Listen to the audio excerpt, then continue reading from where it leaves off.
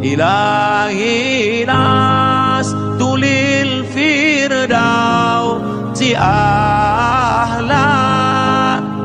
Katanya Rumi, cinta menjadikan sesuatu tampak menawan. Namun yang tampak menawan tak selalu menyebabkan jatuh cinta.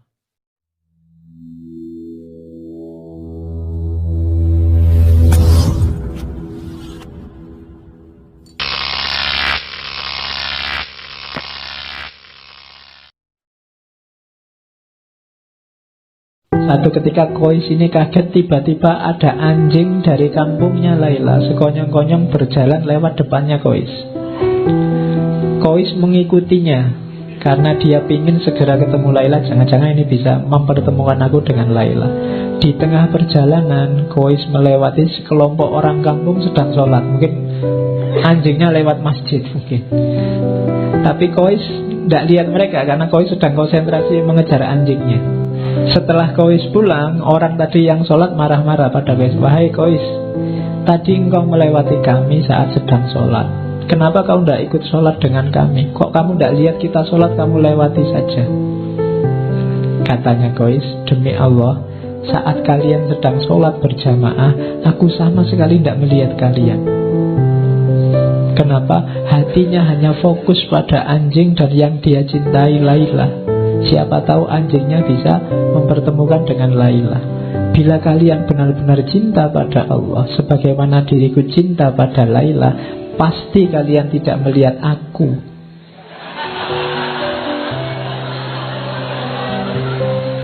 Padahal kalian sedang berbicara dengan Allah, tapi mengapa kalian masih bisa memperhatikan diriku? Aku saja yang mengejar anjing kepunyaan Laila, pujaan hatiku, sama sekali tidak melihat kalian. Jadi ini sindiran luar biasa dari Kois. Ya, aku aja cuma anjing aja sampai lupa sama kalian. Kalian sama Allah loh, masih bisa. Iya, sibuk sama diriku. Itu sindirannya Kois pada orang-orang. Ada lagi ini cerita. Jadi suatu ketika di rumah Laila diadakan pesta. Semua warga desa diundang. Majnun yang tidak diundang menyusup saja masuk. Sampai di dalam rumah dia lihat loh, orang-orang kok antri. Dia juga ikut antri. Nah, waktu dia ngantri kan yang membagi antrian kan Laila. Jadi dengan ikut antri itu dia bisa memandang wajahnya Laila. Waktu pas dia dapat antrian, Laila ini tidak ngasih makanan ke Kois, tapi malah piring yang untuk Kois dibanting sampai pecah.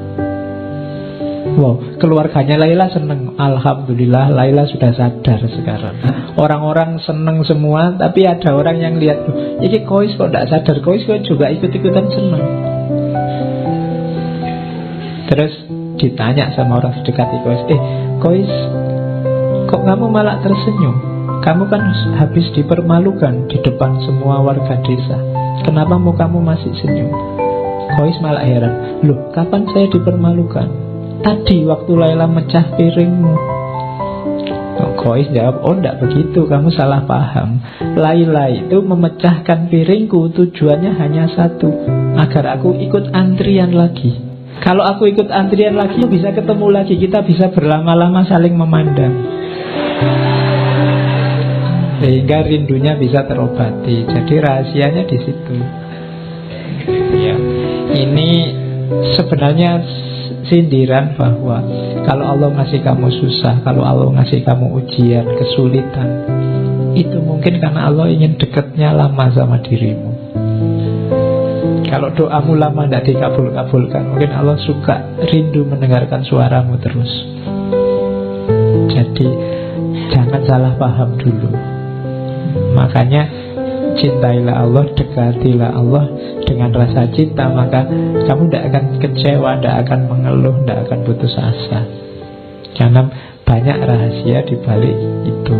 Nah itu rahasia cinta ilahi. Kayak Laila yang banting piringnya Kois itu kalau dilihat biasa saja kelihatan, wah ini tega sekali sama Kois.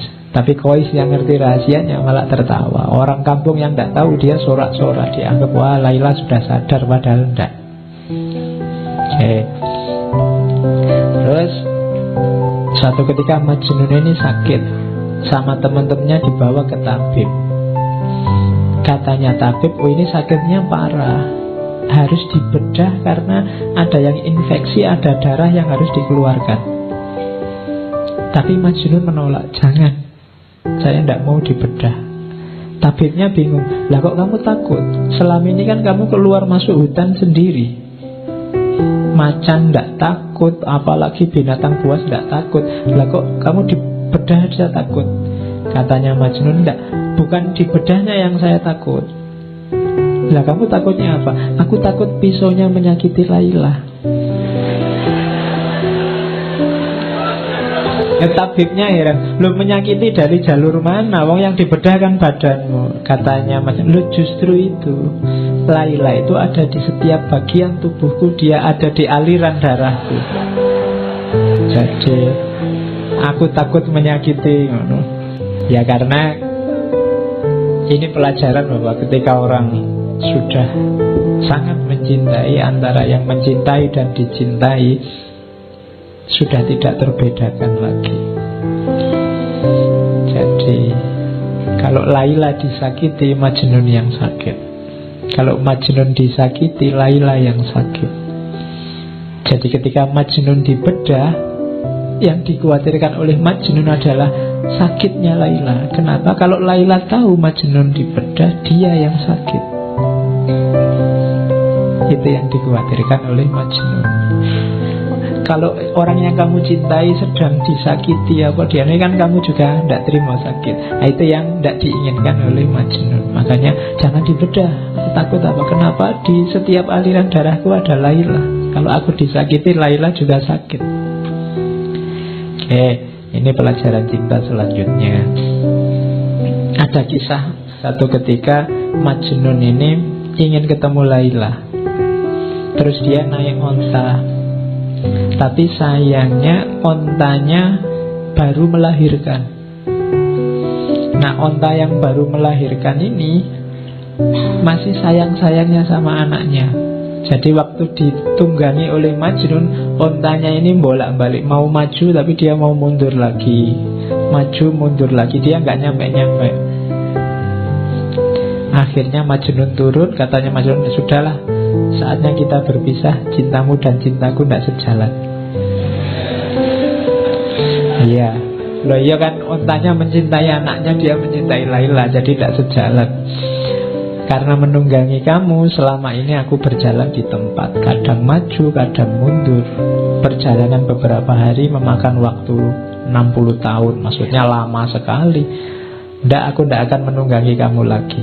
Majnun terus turun, terus lari, tapi terus jatuh dia. Kakinya patah, tapi dia tidak putus asa ceritanya. Kakinya patah, dia ikat sendiri, terus dia menggelindingkan badannya. Jadi tidak bisa jalan kan? Ya merangkak juga tidak bisa, kakinya sakit diikat. Ya sudah, muter aja menggelundung.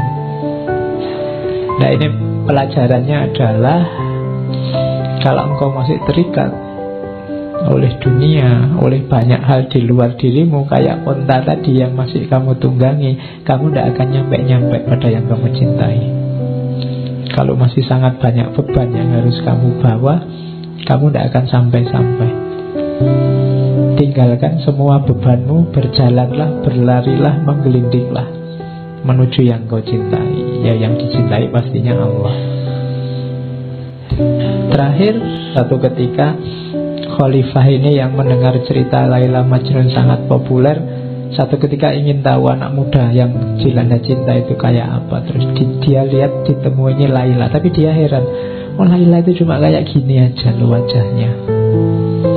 Kois menjadi Majnun karena kamu, tidak masuk akal apa yang dilihatnya dari dirimu sehingga membuatnya tergila-gila. Kamu bukan wanita yang sangat cantik, banyak wanita lain yang secantik kamu, bahkan melebihimu.